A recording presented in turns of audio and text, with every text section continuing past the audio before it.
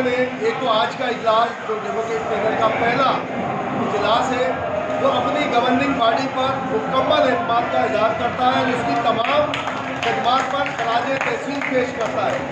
आपको कबूल है? दूसरी करारदाद में ये पेश करना चाहता हूँ कि आज का इजलास अपने इलेक्शन कमीशन के ऊपर मुकम्मल एतमाद का इजहार करते हुए उन्हें मुकम्मल हिमायत का यकीन दिलाता है और उनकी खिदमत को माजी की तरह अब भी सराहता है। और हम उनसे यानी कि जो उन्होंने खिदमत अंजाम दी है आज के इजलास में उन्हें एक मरतबा फिर हम खराज तहसीन पेश करते हैं। ठीक है, साहिब सनद की इजाज़त से आज प्रोग्राम का सॉल्व हो जाती है। जहाँ तक कमेटियों की बात है तो मैं ये समझता हूँ कि ये हर साल की तरह इस साल भी जितनी भी कमेटीज बनी उसमें खराबी ही की सतह पे हमारे भी लोग होते हैं और हमारे जो इतादी हैं उनके भी लोग होते हैं। थोड़ी सी मैं ये कहूँगा हमारी तरफ से कमज़ोरी ये रहती है कि हमारे लोग उस तरह एक्टिव पार्ट अदा नहीं करते।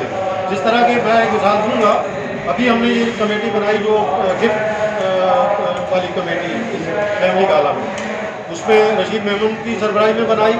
उसमें मौचा साहब थे, भट्टी साहब हमेशा होते हैं, नसीर हमेशा होते हैं।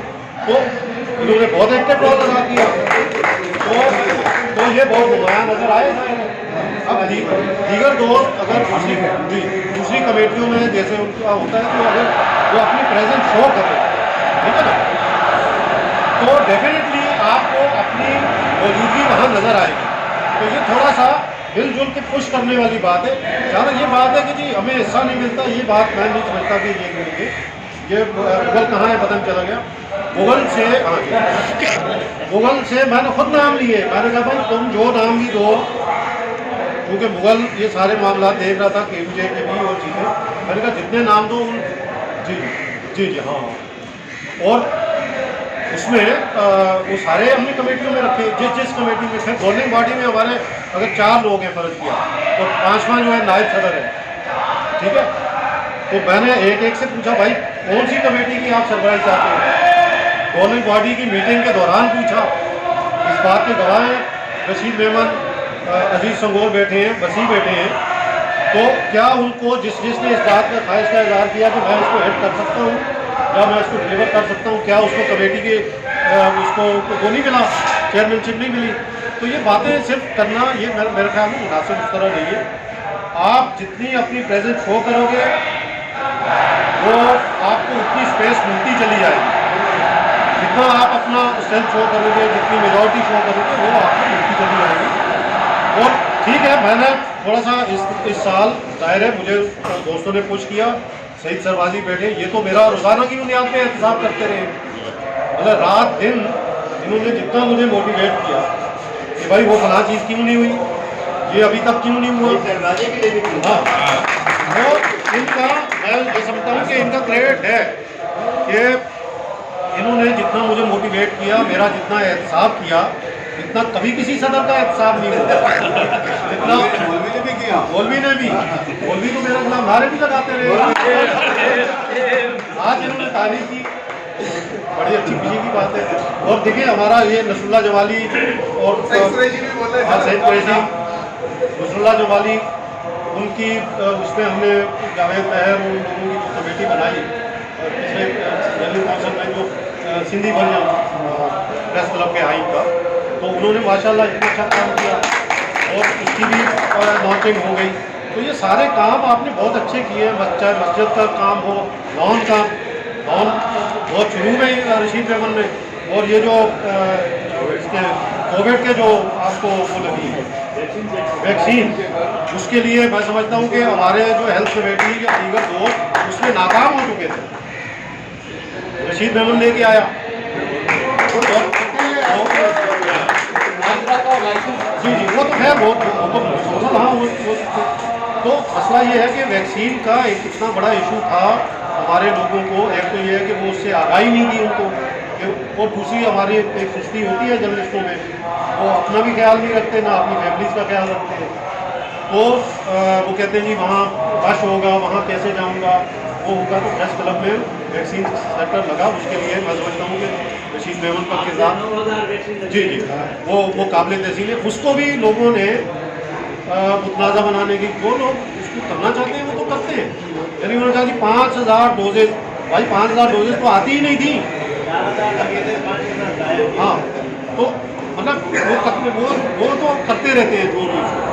अब ये रहा प्लाटों का इशू, ये बहुत बड़ा इशू था तासीर का, और मैं समझता हूँ कि इसके लिए ज़ाहिर है वसीला मैं बन गया, मुझे अल्लाह ने इस्तिकामत दी, हिम्मत दी, और ये दोस्तों का ज़ाहिर है पीछे आप लोग फोर्स थे, उसका मूविंग मोटिवेशनल फोर्स आप लोग थे, तो उसमें मैंने अपनी एफर्ट की, गुड ऑप्शन यूज़ किए, हमने बैक डोर जितनी डिप्लोमेसी करनी थी वो की, शहीद अस्कानी से बात की, पटेल से बात की, इसी तरह पीपल्स पार्टी की और क्या आदत, मुझे पता नहीं किस किस से बात करनी पड़ी, तो वो पीछे उन लोगों को लगाने पड़ा और वो सारी चीज़ें, फिर उसका कोई नतीजा निकला, और उसके लिए ज़ाहिर है हम शुक्रगुजार हैं। मैंने वहाँ भी अपनी तकरीर में भी कहा, बिलाल भुट्टो साहब ने बहुत हमारा सपोर्ट किया, और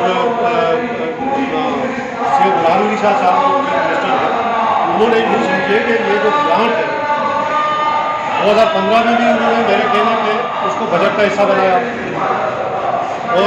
और हमारी एक्सपेक्टेशन से बहुत ज़्यादा उस वक्त रखी 2.5 करोड़।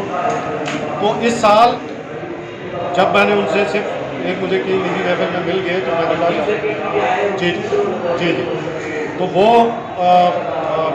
मैंने कहा कि उसको कहने आपके कितना, मैंने कहा डबल कर दें। फिर मैंने ऑप्शन भी रखा, मैंने कहा अगर डबल ना भी हो तो कुछ हो जाए, क्योंकि कोविड है, आप कट लगा रहे हैं सबके। उन्होंने कहा नहीं, और बड़ी तमन्नाइयत मुझे हुई कि उन्होंने बजट में उसको 5 करोड़ दिया, और अभी इसकी जब ये रिलीज़ का मामला आया तो इसमें भी ज़ाहिर है मैं रात दिन पड़ा हुआ था, उसमें सईद अली साहब को फ़ोन कर रहा था, उनके डायरेक्टर इंफॉर्मेशन को फ़ोन कर रहा था, और लोगों को कर रहा था। तो फिर जाके जब इंफॉर्मेशन से समझी गई तो मुझे पता चला वो 2.5 करोड़ की गई है। तो अब फिर मुझे हुआ कि भाई 2.5 करोड़ होगा, वो 2.5 करोड़ जो दूसरा है उसके लिए फिर आप एप्लीकेशन लिखेंगे वो होगा।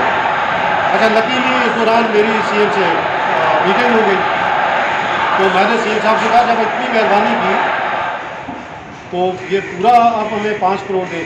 तो उन्होंने उसी वक्त सेक्रेटरी फाइनेंस को फ़ोन किया और उन्होंने कहा कि फौरी ये जितनी ग्रांट है प्रेस क्लब की पूरी और फौरी जारी करवा, ठीक है। उसके बाद खैर जी, फिर मैं इंफॉर्मेशन की तरफ गया तो उन्होंने मुझे कहा कि वो शायद फाइनेंस सेक्रेटरी को पता नहीं होगा, वो तो आपकी आधी रिलीज़ हो चुकी, वो आपको ख़त, तो फिर मैंने कहा मैं ख़त नहीं लिखूँगा, अभी आपको करनी है तो 5 करोड़ आपने करनी है। सीएम ने मुझे न सिर्फ यकीन नहीं करेंगे, मेरे सामने फ़ोन किया है। खैर मैं पीछे लगा रहा, तो फिर उन्होंने कहा कि जी वो सीएम हाउस से आ गया है, वो आपका बन रहा है। तो फिर उन्होंने कहा कि जी एक आप ये पहले तो ले लो, ये 2 दिन के बाद दूसरा चेक, मैंने कहा नहीं मैं लूँगा 5 करोड़। तो फिर शहीद गनी साहब जो परसों 2.5 करोड़ के 2 चेक वो इस वजह से लेके आए, 2 एक जो पहले बन चुका था और दूसरा वो बना। तो इस तरह ज़ाहिर है ये चीज़ों का पीछा करने से और वो करने से, और एक दिन में आपको जुम्मतुल मुबारक में 2 जी देखिए लीज़ का जो मामला है उसकी भी सबरी ऑलमोस्ट सब जगहों से घूमती घामती, उसमें मुर्तज़ा वहाब साहब के पीछे मैं बहुत पड़ा, और लॉ डिपार्टमेंट उनके ज़ाहिर है लॉ डिपार्टमेंट में कुछ इतराज़ात होते हैं तो सुप्रीम कोर्ट की वजह से, और उसके तो वो सीएम हाउस ऑलरेडी मौजूद है, सबरी सीएम हाउस, और सीएम साहब से मेरी उस सिलसिले में बात भी हो चुकी है, वो उसका कोई वे आउट निकाल रहे हैं। और मेरा ख्याल है जो मेरी DG/LDA से जो बात हुई है लेटेस्ट, उसमें अब ये मामला आपका लीज वाला और ज़्यादा आसान हो जाएगा जब ये प्राइवेट पब्लिक पार्टनरशिप में जा रही है, तो उसके बाद ये खुद बहुत उनको लीज करनी पड़ेगी, तो हमें इतनी ज़्यादा अब एफर्ट उसकी नहीं करनी पड़ेगी। तो ये इतने बड़े बड़े जब काम हो गए, मैं एक मेमरान के लिए भी बात कर चुका हूँ सीएम साहब से, अब उसका वो कोई वे आउट निकाल रहे हैं, उसका वो कर रहे हैं, तो इंशाल्लाह हमारा ग्रुप जब ये इलेक्शन में जाएगा इंशाल्लाह आपकी तावन मदद और सपोर्ट से जीत के आएगा, तो उसमें फिर हम इंशाल्लाह उनको भी खुशखबरी मिलेगी। और बाकी जो दोस्तों ने पॉइंट आउट की नई चीज़ें, ज़ाहिर है आबिद भाई ने बहुत अच्छी बातें वो की वो ऑलरेडी, तो अब ज़ाहिर है हमें उस तरफ काम करने की ज़रूरत है कि हम नए चीज़ों में क्या कर सके। इंडोमेंट फंड ऑलरेडी हम कायम कर रहे हैं 1 करोड़ से, उसके लिए सीएम साहब से भी मेरी बात हो चुकी है कि हम इन्वेस्टमेंट फंड कायम करेंगे तो उसमें आप भी कुछ अपना हिस्सा डालिए। उसके साथ साथ जो बिजनेसमैन हैं, वकील करीम रेड्डी साहब हैं और लोग हैं, आरिफ हबीब साहब हैं, उनसे ज़रा ज़्यादा बात करने की ज़रूरत है, तो वहाँ से भी पैसे पूल हो जाएंगे। तो इंशाल्लाह ये जो आपके ये जो मामला हैं, इलाज वाले की ऑलरेडी हो चुका, ये जो तालीम का ख़ास तौर पे बच्चों की तालीम और उसके बाद तालीम के बाद उनका रोज़गार, पहली बुनियाद वो है तालीम, कि हम अपने बच्चों की फीस उस तरह अदा नहीं कर पाते, उनको अच्छे इंस्टीट्यूशन में नहीं दाखिला दे पाते, तो वो बड़ा मसला होता है। अगर आपके पास एंडोमेंट फंड है और आपका बच्चा कोई हायर एजुकेशन में जा रहा है, किसी अच्छे इदारे में है, तो उसको अगर क्लब उस एंडोमेंट फंड से उसकी मदद करें तो आपकी बहुत बड़ी मदद हो जाएगी। तो आप यानी कि एक तरह से बहुत बेफिक्र हो जाएंगे बच्चों की एक तालीम और उनकी मुस्तक़बिल के हवाले से। तो इंशाल्लाह ये बहुत चीज़ें बेहतरी की तरफ जा रही हैं और अगले साल इंशाल्लाह बहुत और ज़्यादा बेहतरी होगी। एक दफ़ा मैं फिर आप तमाम दोस्तों का, साथियों का शुक्रिया अदा करता हूँ। और एक बात ज़रूर कहूँगा कि देखें, ये तो ज़ाहिर है जब जनरल कौंसिल हो या उसमें अमेंडमेंट हो, उसमें जो अहदेदारों की तादाद है वो बढ़ाई जाए, क्योंकि अब मेंबर ज़्यादा हो गए हैं, तो वो उसमें अमेंडमेंट आए। जब तक अहदेदारों, उस वक्त तक 12 अहदेदार हैं गवर्निंग बॉडी समेत, उसमें 6 हमारे हैं, 6 हमारे पिताजी हैं। तो जाहिर है आप इतना जो भी ग्रुप हो उसमें 6 ही का सिलेक्शन होगा। तो उसमें अगर किसी साथी दोस्त के हस्ब मंशा कोई नहीं आ पाता या उसका अपना कैंडिडेचर नहीं हो पाता, तो थोड़ा सा जमा खातर रखें, अगले साल हो जाएगा। क्योंकि ये हमारा एक सिलसिला है मोहब्बतों का, साथियों का, और इसमें आज तक हमने ये साबित किया है कि हमारे साथ जो दोस्त भी रहे हैं, हमने किसी न किसी सूरत में उनको मौका हर हाल में दिया है। तो अगर इस दफ़ा किसी को नहीं मिल पाता तो अगले साल मिलेगा, अगले साल नहीं मिल पाता है तो अगले साल मिलेगा। तो इंशाल्लाह ये सिलसिला जारी रहेगा और कामयाबी आपके कदम चुनेगी। बहुत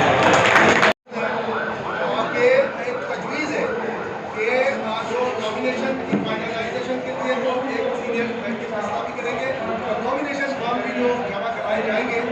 की बातों में जो पॉलिटिक्स हुई है, तो इसने इतना तब्दील किया है कि हम अपना ग्रुप अपनी शनाख्त मेरी नज़र में खो चुकी है। ठीक है, मैं समझता हूँ कि हमारा ग्रुप जो है वो हटाइए, पीछे पब्लिक है, दो पब्लिक है, एक ग्रुप की जो कि माइनॉरिटी में माइनॉरिटी की ग्रुप पकड़ के चल रही है। जैसा कि आपने जिक्र किया, प्रोफेसर ने जिक्र किया कि हमें हमारा हिस्सा पकड़ने वो नहीं मिला। जो तमाम जो एक्टिव होते हैं या जो भी है अलामती होते हैं हमारे पास आ जाते हैं, एक्टिव होते हैं दूसरे ग्रुप को दे दिए जाते हैं। हमारा ये, मैं अपने तौर पर एक सजेशन देने की जरूरत है। एक तो पहले कि मैं उसकी तारीफ करता हूँ कि